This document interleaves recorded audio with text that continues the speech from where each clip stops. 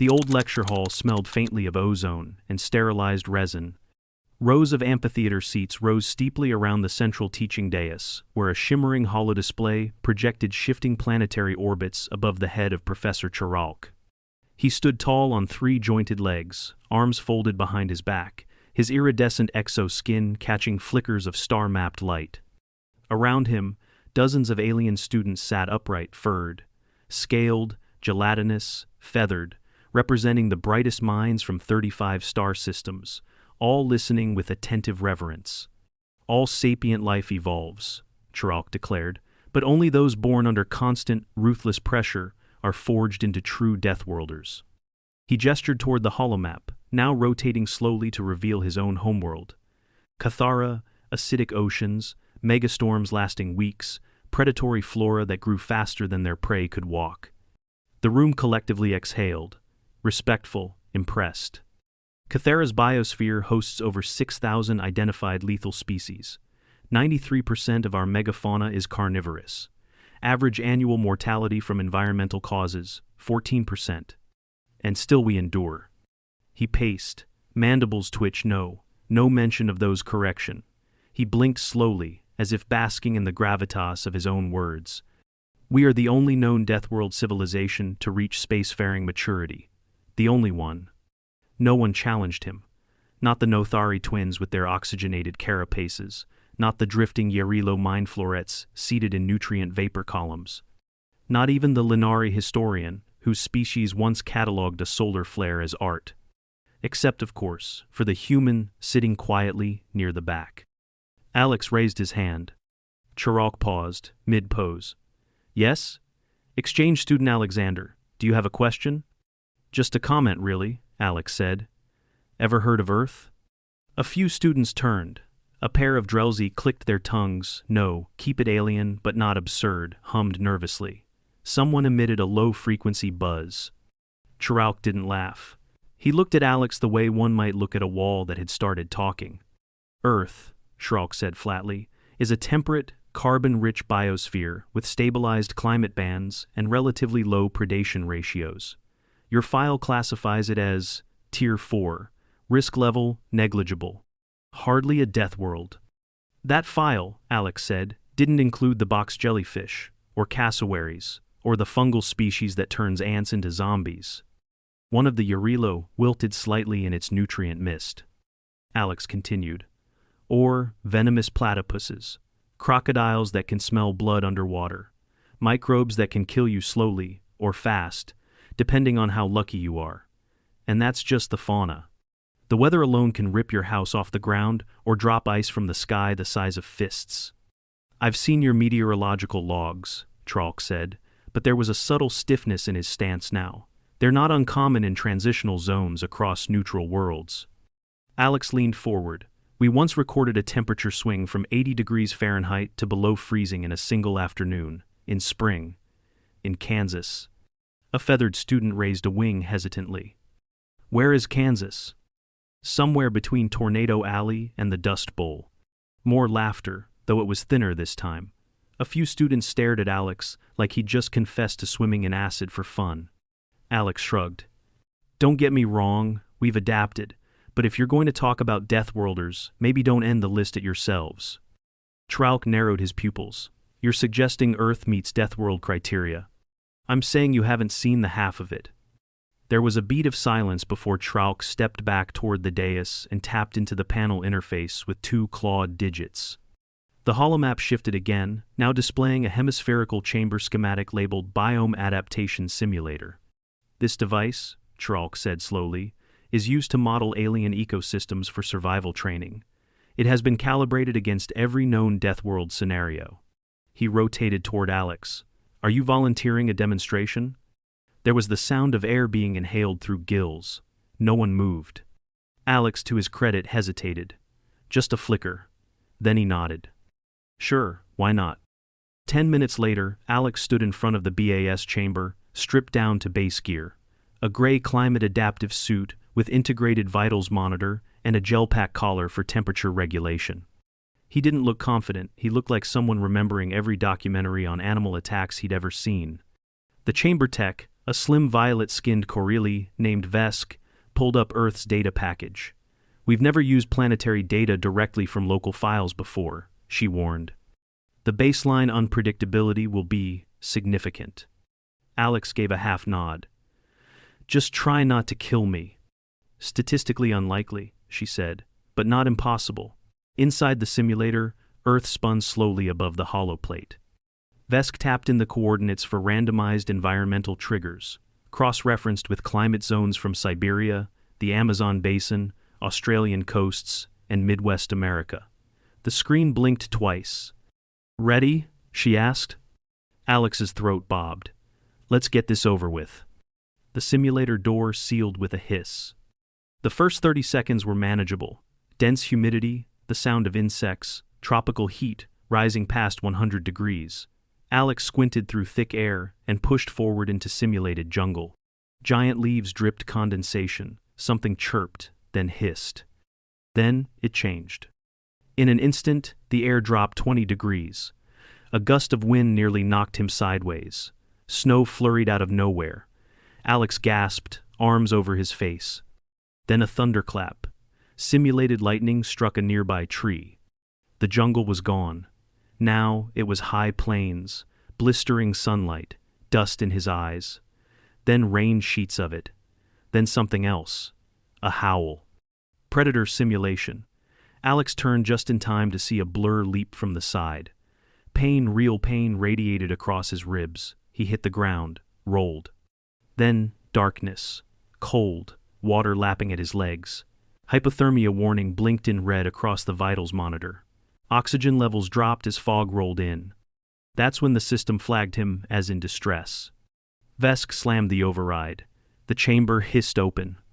Alex crumpled forward, barely conscious, soaked, shivering violently. His breathing was erratic. A large bruise bloomed over his left side, and his lips were tinged blue. One pupil reacted slower than the other. Medical officers swarmed him, confused, frantic. What's wrong with his chest symmetry? Why is his core temperature falling this fast? Why are his blood levels spiking despite external stabilization? Chiralk hovered near the perimeter, silent now, his gaze fixed on Alex's collapsed form. A human medical module was called in. They scanned twice, then confirmed. 2 cracked ribs, deep muscle bruising, mild internal bleeding, severe dehydration, borderline hypothermia. "He needs thermoregulation now and a respiratory patch," the lead medic snapped. "He's conscious, but he won't stay that way unless we stabilize those lungs." Alex moaned.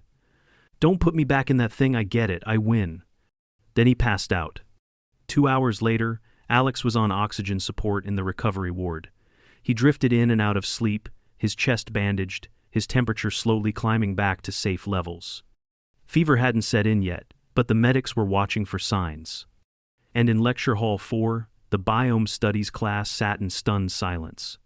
Chiralk did not resume his lesson, not that day. The room was dim, filtered through a soft amber glow meant to mimic early terrestrial dawn.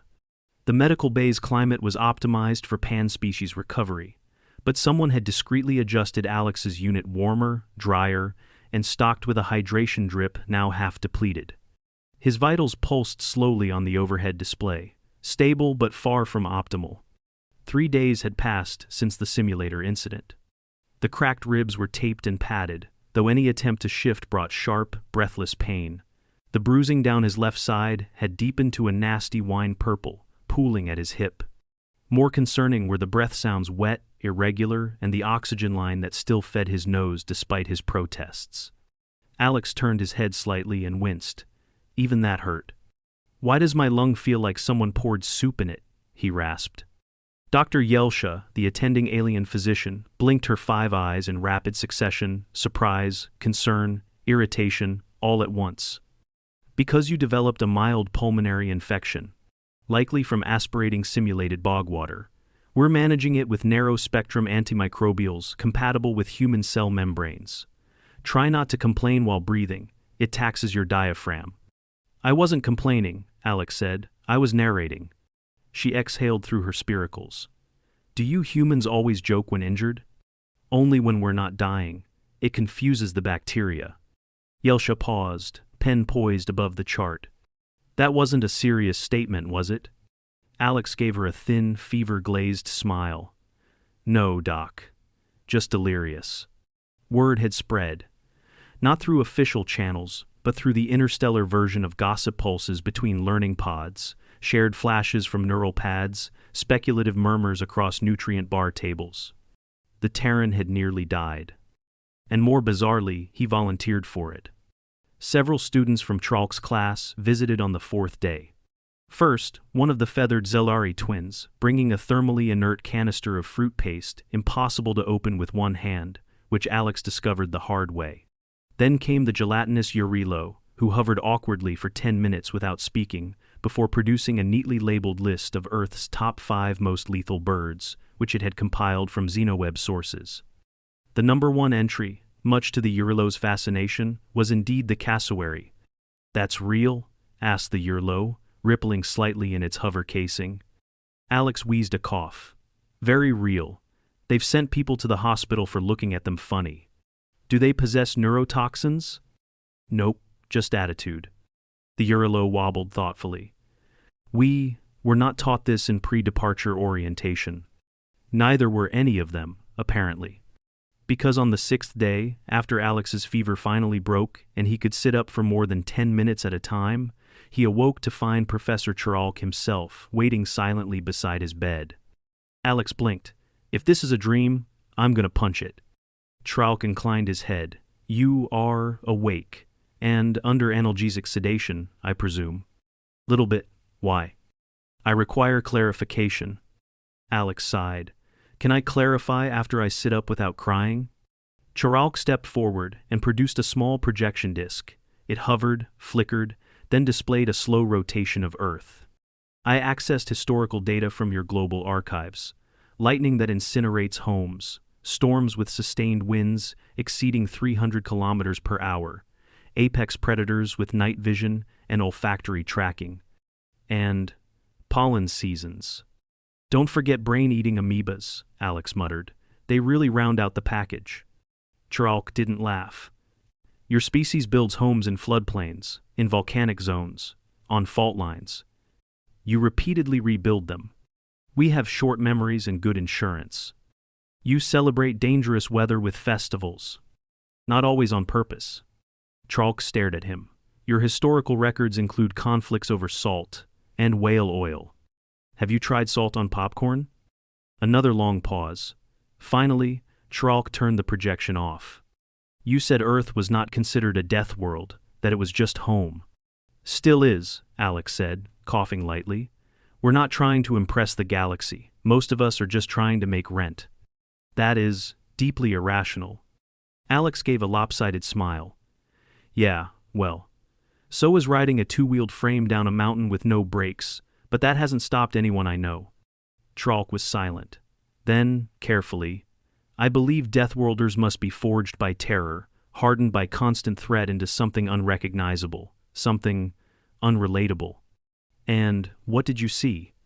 Chiralk looked at the cracked ribs beneath bandages, the IV still dripping into Alex's arm, the swelling just starting to recede. A man, vulnerable, but alive. 2 more days passed. Alex was cleared to leave the ward, though walking still required assistance, and deep breaths triggered stabbing pain. He moved like an old man in a borrowed body, slightly hunched, cautious, and very aware of gravity. He used the downtime to review lecture content from his tablet, most of which felt insulting after his near death in the simulator. His favorite slide remained unchanged. Cathara, classification, hostile death world. Known inhabitants, Cathari. But then, on the 9th day, something changed. Alex was wheeled into Lecture Hall 4, not because he was expected to participate, but because Yelsha insisted some social reacclimation would benefit his recovery. Students murmured as he entered. Some offered awkward nods. One tried to gift him a bag of sterilized rocks. Then Chiralk appeared, stepping onto the dais without preamble. He said nothing at first. Just tapped the control panel. The old slide vanished. A new one appeared. Earth, classification, extreme death world. Known inhabitants, Homo sapiens, humans. The room held its breath. Tralk turned to face the students. Correction. We are not the only Deathworld civilization, we are one of two, and our classification model must be revised. He paused, then nodded toward Alex. There is no superiority in surviving such worlds, only will, and endurance, and, often, suffering. I misjudged what constitutes adaptation. I invite you not to repeat my error. Alex swallowed around the tightness in his throat. This time, no one laughed. One student raised a hand. Is it true your species domesticated apex predators? Alex blinked. You mean dogs? Yeah, and cats, and kinda bears, if you count Russians. Another hand. How did you achieve global communication under such ecological stress? Alex gave a tired smile. We yelled across the planet until we figured it out. A Yarilo waved its tentacle. Would you recommend Earth for research internships? Only if you pack sunscreen, bear spray, and emotional support. Someone else asked about volcanoes. Another, about the cold regions and their psychological effects. One earnest Drelzy just wanted to know if it was true humans put pineapple on food items categorized as savory. Alex answered them all, slowly but honestly. Not to prove a point. Just because they were asking now. The Academy's southern atrium was typically quiet during the post-meal shift. A few students loitered at the hydration walls or clustered by the panoramic viewport that framed the orbiting gas giant pale ochre rings, curling against a black velvet void. Alex sat hunched on a bench near the artificial bonsai grove, wrapped in a thin recovery robe, his knees drawn close against the chill. His breath no longer rasped, but the cough still lingered, like an unwanted guest. A physio patch hugged his ribs under the robe. The low-grade lung infection had finally yielded to treatment, but it had left behind a sore, persistent fatigue. He could walk short distances now without help, but the dizziness often returned by the fourth corridor. Everything about his recovery was excruciatingly slow. And yet, he was becoming a minor celebrity. He was approached twice that morning, once by a curious Linari who wanted to discuss the concept of campfires, and once by an Andoran sociologist asking how Earth's children were allowed to fall off playground equipment. Unsupervised. Both left visibly disturbed. One even bowed. He didn't know what to do with that. A familiar figure strode toward him. Keth, a wiry, bipedal student with a plum-colored crest and a translator device that clipped awkwardly over his neck scales. He held a long cylindrical tube sealed, labeled, and very cold to the touch. I brought you Earth analog flora nutrients, Keth said, offering the container with something like pride. They mimic the fibrous content of your Solanaceae family. Some of them are red. Alex accepted the tube. Thanks, that's oddly thoughtful. I researched your planet's nutritional needs. You require color-varied food to maintain psychological stability. Alex snorted. You mean vegetables? Yeah, more or less. Keth sat beside him, tail curled politely under the bench. Professor Tralk has updated all 3 of his courses. The term Death World now includes psychological thresholds for adaptability under cumulative trauma. He credits you during every lecture. Shiralk was 5 her day. Alex gave a dry chuckle. I didn't plan to become a cautionary tale. No, you became a case study. There was no sarcasm in it, just quiet admiration. Keth hesitated, then asked, Was it true what you said, that Earth wasn't built to impress anyone? Alex leaned back, watching a small maintenance drone hum across the ceiling panels. Yeah, nobody grows up thinking, wow, I sure live in a terrifying ecosystem. We just call it weather, and bugs. And the reason your mom makes you wear long socks in summer. Keth tilted his head. That is concerning. Welcome to Earth. The following week marked Alex's first full return to class. He sat close to the back, not because he was avoiding attention, but because standing up too fast still made stars crawl across his vision. His joints ached with a dull, familiar stubbornness, the kind you either learned to live with or spent years resenting. Tralk took the dais without fanfare. Gone was the swagger of the early lectures. In its place was something sharper, quieter. Not humility, exactly, but precision. Today, Tralk began, we explore ecological survivorship curves. The screen displayed 3 arcing graphs. The middle one, a sharp drop-off, followed by a long plateau, was labeled Type 2, Constant Threat Model. This is the standard curve for species on hostile but navigable worlds, Cathara. Urali Prime, now Earth. He tapped again. The curve blinked red. The human pattern is anomalous. Statistically, your species should not have reached interstellar capacity. Alex lifted a brow. Gee, thanks. Tralk ignored the sarcasm. Your bodies are inefficient in vacuum. Your caloric needs are disproportionate. Your soft tissue vulnerabilities are plentiful, Alex offered. Extensive, Tralk finished. And yet, your species continues to adapt, not by shielding itself from risk, but by developing collective workarounds. Physical, psychological, and cultural. You do not resist danger. You accommodate it. A hush settled over the hall. Alex slowly sat forward. You're saying our survival isn't about strength, it's about flexibility. Tralk nodded once. Adaptation through stress is a known path, but your kind embraces it through ritual, through humor, through storytelling. This is not common. Alex didn't reply. Not right away. His hand instinctively rubbed his side, where the soreness still pulsed under the ribs. The room was quiet, except for the soft whir of the air circulators. Then, one of the Urilo raised a limb. If Earth is so dangerous, why not leave it? Alex looked up. Some have, but you can't take the sky with you. Or the smell of rain on hot asphalt. Or the sound of cicadas in July. It's dangerous, yeah, but it's also ours. Tralk stepped back from the display. Danger does not negate belonging, it defines it. A few days later, Alex was invited to a faculty session informal, they said. Just a few instructors reviewing policy changes based on recent events. When he arrived, cane in hand and still slightly breathless from the stairs, he found a half-dozen senior staff already present. There was Vesk, the simulator tech, now leading a research grant proposal to recalibrate the biome adaptation simulator for variable stressor modeling.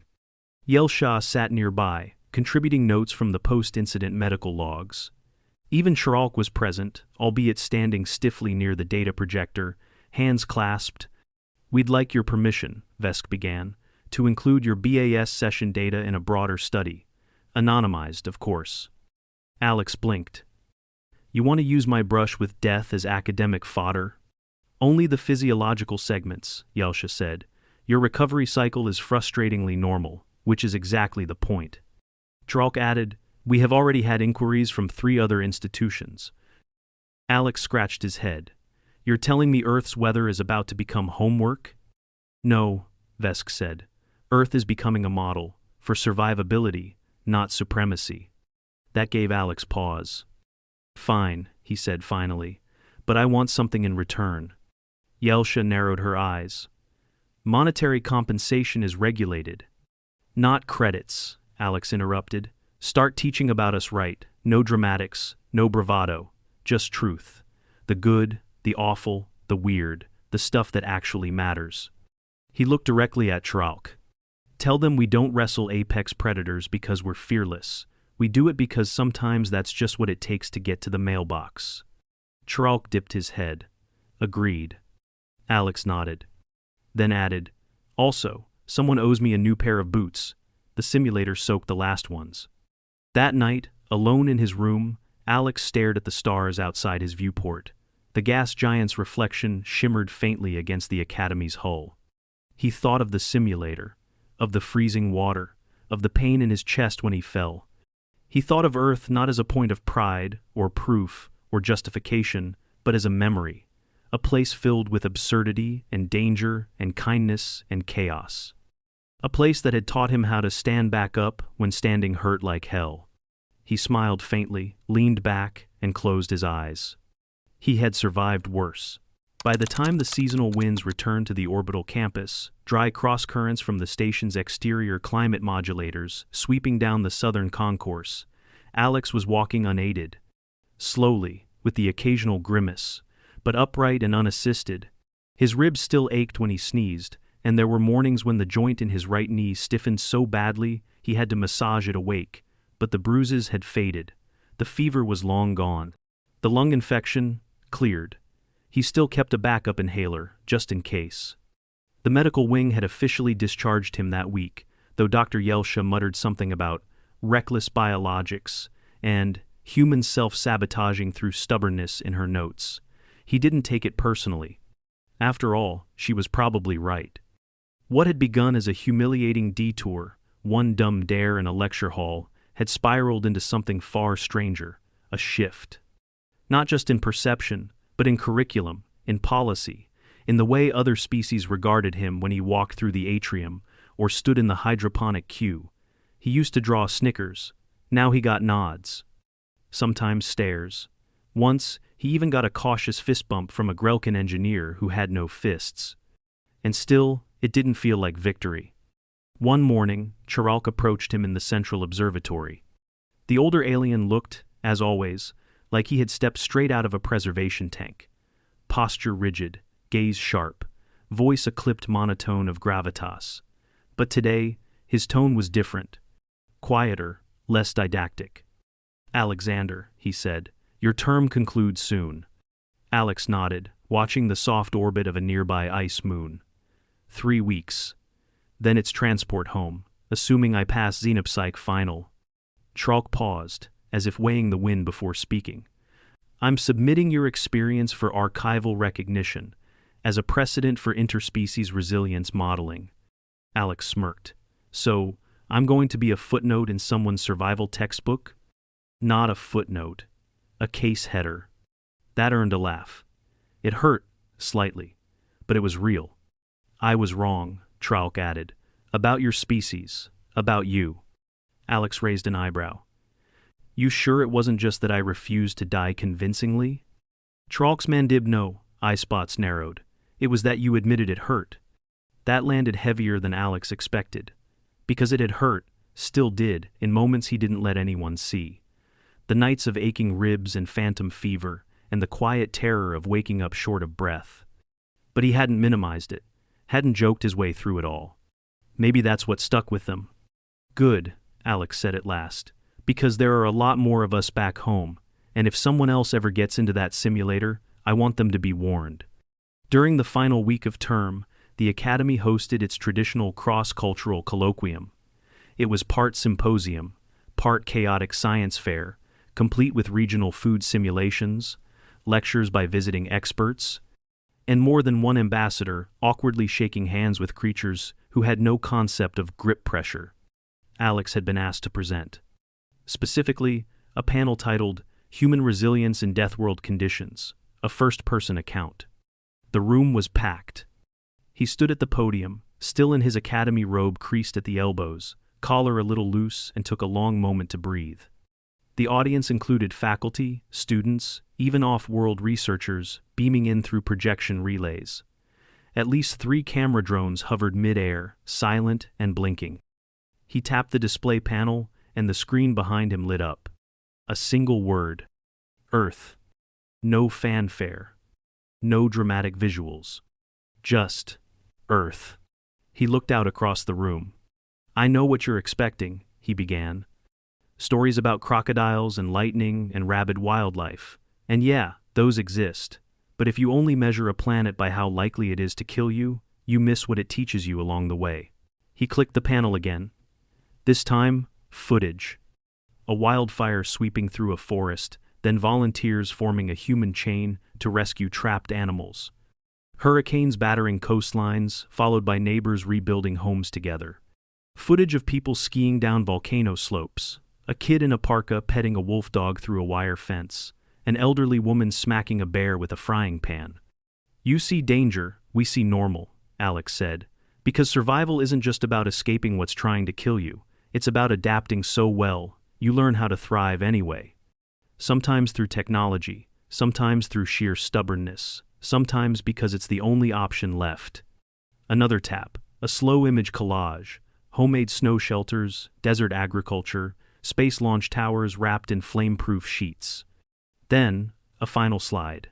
An old couple on a porch during a windstorm, drinking tea calmly as trees bent sideways behind them. "We don't overcome Earth," Alex said softly.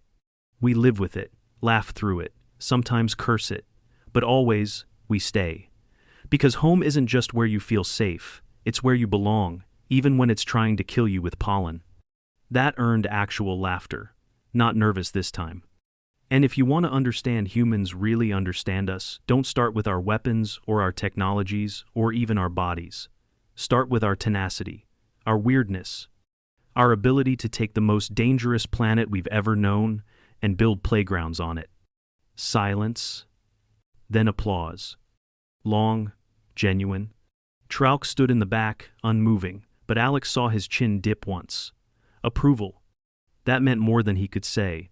2 days before departure, Alex received an envelope, physical, not digital, hand-delivered. Inside, a revised syllabus from Trauk's Deathworld's 201 course. Page 3, Section 4. Case Study. Earth, Sol 3. Category: Extreme Deathworld. Notes: Inhabitants display unique multi-layered adaptability. Emotional resilience may exceed physiological expectations. Species displays habitual normalization of environmental trauma. Suggested reading: Cultural Folklore, Select Entries, Civil Infrastructure Failures, Florida Man, Archives. At the bottom, one final note handwritten in carefully curved script. Survivors are not defined by their lack of wounds, but by the fact they continue forward with them. Alex boarded the outbound transport with 2 bruised ribs, 1 slightly dodgy lung, and enough memories to keep a therapist employed for a decade. But also with something else. The knowledge that his planet was finally seen for what it was. Not just hostile, not just strange, but worthy. And maybe, just maybe, a little magnificent. As the transport engines hummed and the stars shifted outside the viewport, Alex leaned back in his seat, closed his eyes, and whispered, "We're not the only Deathworlders anymore." And somewhere far behind him, the Academy's database updated again. Earth, confirmed. Inhabitants, still alive.